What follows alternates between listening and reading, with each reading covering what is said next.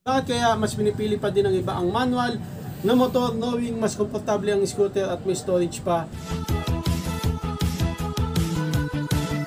Please subscribe nyo ako sa iba ko pang YouTube channel. Please follow nyo ako sa iba ko pang social media account ko. Lalo na sa TikTok ko. Oh yeah! What's up sa mga ka-reveal? John Casuluhir, ang may pinakamalakas na pwersa sa buong Kalawang Bate. Sabihin na tayong gamer ng art. At yun ang mga reveal. Bakit mas pinipili nila yung manual na motor? Diba? Kaysa sa scooter na chill-chill lang i-drive. Yan ang pag-uusapan natin ng mga reveal. Okay? Manual na motor versus automatic na motor. Parang ganun no? Nasagot na namin to dati pero may nagtanong. Kaya gagawa ulit tayo ng vlog. Okay, gawin natin agad-agad? Let's go! At yun ang mga reveal. Okay, basa. Sabi nga ni Mark Jackson, salamat sa pagsagot Idol Joe. Bakit kaya mas pinipili pa din ng ibang manual na motor naming mas komportable ang scooter at may storage pa? Sinasabi ng iba, manual pang binata, scooter pag chill-chill. Okay. Ang ano mo dyan, masasabi mo? Bakit mas pinipili ng iba ang manual na motor kesa sa automatic na motor? Oh, daklik! 1, 2, 5 version 3, the ultimate game changer. Okay, sabihin natin yung mga pros okay. ng manual na motor para masabi natin na mas pinipili siya. Bakit? Sabi dito, based on my research, okay. based on Google website, okay, kodi ko ka pa. Na manual motorcycle accelerate faster than automatic bikes for more mobility and faster response time. Okay. Ayun yung sabi ni Google. Sinasabi daw, mas mabilis daw siya kaysa automatic na mga motor. Tama nga naman. Kasi meron siyang mas marami siyang mobility at saka mas mabilis yung response. Mobility, anong meaning? Okay? Meaning, mobility. Mobility? Tagalog. Tagalog na lang. Bilis. Alright. Okay, so, okay. dito naman sa sabi daw dito sa Google, sabi daw yung manual daw, mas better fuel efficiency daw. Better fuel efficiency. Ito yung sabi ng Google. Mas parang matipid. Parang, hindi, efficiency. Efficient.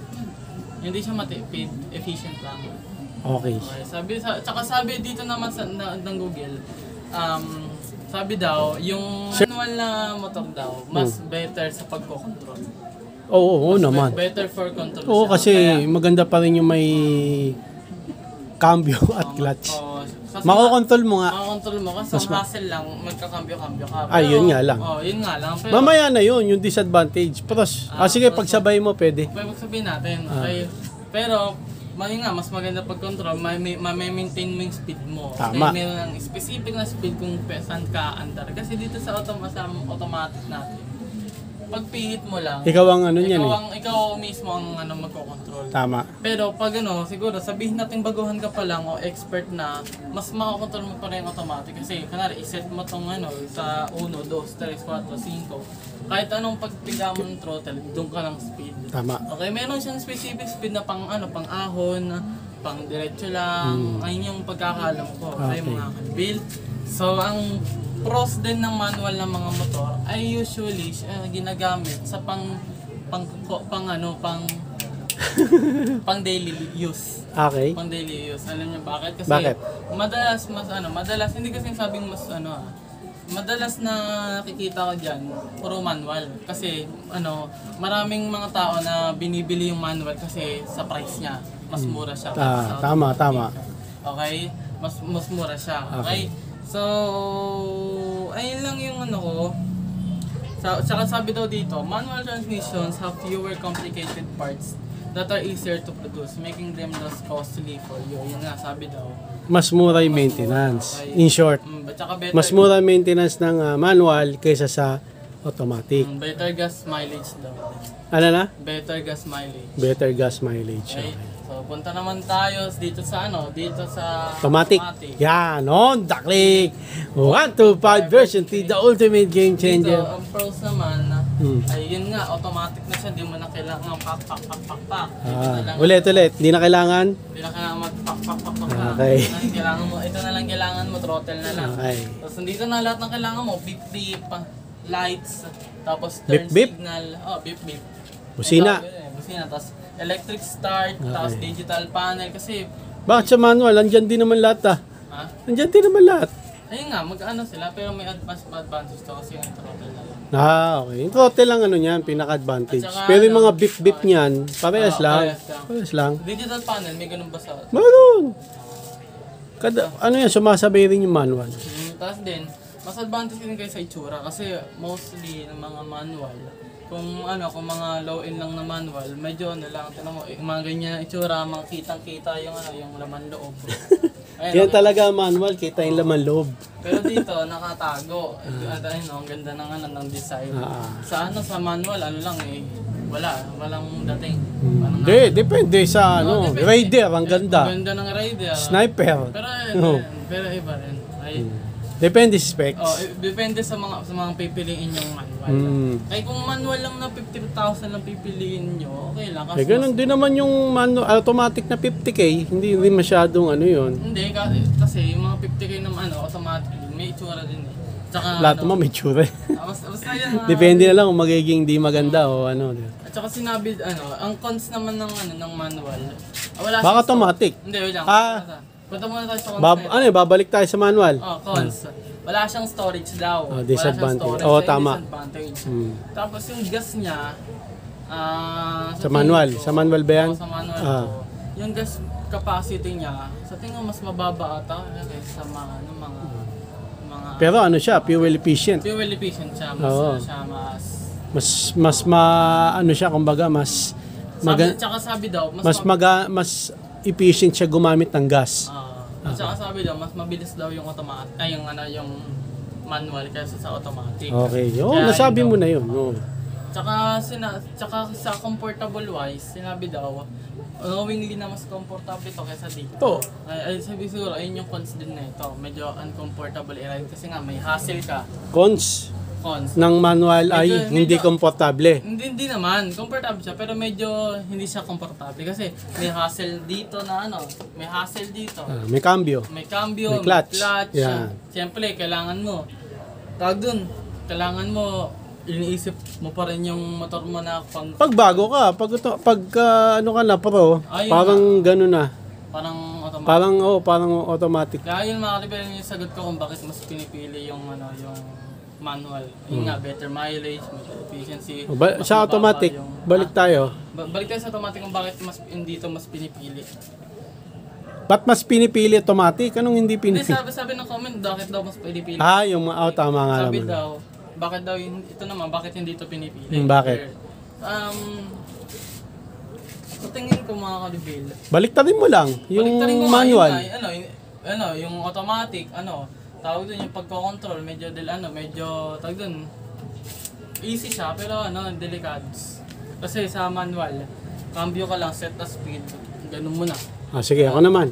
Tapos dito, hindi pinipili. Yun lang sa tingin ko, ito lang, sa throttle lang, pero halos lahat, ganda na eh. Okay. Pero mga kalibil, hindi ko naman sinasabing mas pangit yung isa't isa. Hindi ko sinasabing mas pangit yung manual. May pros and cons or the advantage or disadvantage sila. Saka di ko rin sinasabi na kaysa dito. Ganun. Okay. At yun na nga mga kalibil, Bike Jason, salamat sa pagsagot, Idol Jomel. Bakit kaya mas pinipili pa din ng iba ang manual na motor, knowing mas komportable ang scooter at may storage pa? Sinasabi ng iba manual pang binata scooter, pang pag chill lang. Okay, but pinipili pa rin nila manual na motor kaysa sa automatic na motor. Honda Click 125 version 3, the ultimate game changer. Gaya na sabi ni Nathan, sa price, mas mura yung manual. Siyempre, yung iba kasi gusto makamura, di ba? Tapos, mas mura yung maintenance. Di ba? Ba't pipili ng mahal na maintenance? Okay, tsaka, mga ka-reveal, sa totoo lang ito, mga ka-reveal, mas maganda pa rin ang manual na motor kaysa sa automatic na motor. Kaya mga big bike manual talagang mas mas maganda pa rin siya kung i-compare sa automatic na motor. Ito kasi scooter na lang to, hindi siya motorcycle eh. Motorcycle to, pero automatic siya. Scooter. Transmission. Scooter na siya. Tama ba yan? Okay. Basta, kaya nagkaroon kasi ng automatic, ganito yan, mga reveal. Kasi yung iba talaga, lalo na dito sa Pinas, nahihirapan ganito. Cambio, clutch. Okay? Pero pag sanay ka, parang wala na rin Pero iba pa rin kasi yung automatic, gas and go na lang. Di ba? Lalo na pag traffic, pagka sa manual, ganun ka. Di ba? Pero pag kukumparin mo pa rin ang dalawa, mas maganda pa rin si manual na motor kahit saang aspeto. hindi. Mas marami siyang aspeto na lamang. Dito ang pinakalamang mo. Automatic. Hindi, ano ka, relax. Saka automatic Ganun siya. ka, ganun eh. Parang scooter. Ay nga. Hindi ka talaga ng motor. Medyo, wag dito, medyo, busy. Hassle. Komplikado. Hindi delikado. Hassle lang. Komplikado. May komplikado. May cambio, may clutch, ganyan. Okay? Pero pag kukumpare nyo pa rin yan, manual na motor versus automatic na motor, kaya mas pinipili pa rin yung manual na motor. Kagaya na sabi ni Nathan, mas makukontrol mo yung speed. Di ba? Tapos, mura yung price. Tapos, mura yung maintenance. Dito, mahal yung maintenance. Mahal yung price. Pero komportable ka. Pang matagalan, mas tumatagal yung manual talaga. Kaya sa big bike, manual sila eh. Kaya mas maganda pa rin talaga ang manual na motor kaysa sa automatic. Kaya mas pinipili ng iba yung manual na motor karibin. Okay? Mga karibin, kaya mas pinipili ng iba manual na motor kaysa sa automatic na motor. Ito kasi madali talaga i-drive to. Yun lang yung dahilan eh. Kaya yung iba talaga ito pinipili. Tapos may storage pa. Isa rin yun. Pero mga karibin, kung ilalaban nyo siya sa manual na motor, mas maganda pa rin manual na motor. Di ba? Bakit? Mas maganda yung manual na motor dito sa automatic. Bakit? Una, Better control speed. yan. Pangalawa, fuel efficient. Pangatlo, pinakagusto ng lahat, low price. Yan. Pang-apat, better mileage gas. Sinabi natin, low maintenance. Low maintenance. Murang maintenance. Dito kasi mahal maintenance. Ito, mahal yung price. Pero maganda siya i-drive. Di ba? Madali. Lalo na sa atin traffic. Kaya ito pinipili ng iba. Pero bakit si Caribbean? Nagtataka siya bakit manual pa rin eh. Kasi nga, yun yung mga dahilan. Mas maganda pa rin ang manual na motor kesa dito. Na-invento lang kasi to, no, mga Caribbean, sa mga nahihirapan sa manual. Di ba? Yun lang yun. Pero kung ilalaban nyo, manual na motor versus automatic na motor, mas maganda pa rin. Para sa akin, no, mga Caribbean, manual na motor, no. Yun ang mga dahilan, sinabi nyo namin, ha. Kayo mga Albil, manual na motor versus automatic na motor, anong mas maganda para sa inyo dyan at pipiliin nyo? Comment lang kayo mga Albil. Okay, so hanggang dito lang mga Albil. Maraming salamat sa panonood. Please like, comment, please share, please subscribe, click yung bell button. Kami. Ha! Regan! Para update kayo pag may bago upload tayong video ka sa muli mga Albil. God bless at boss let by. Oh yeah! Wow ng headset!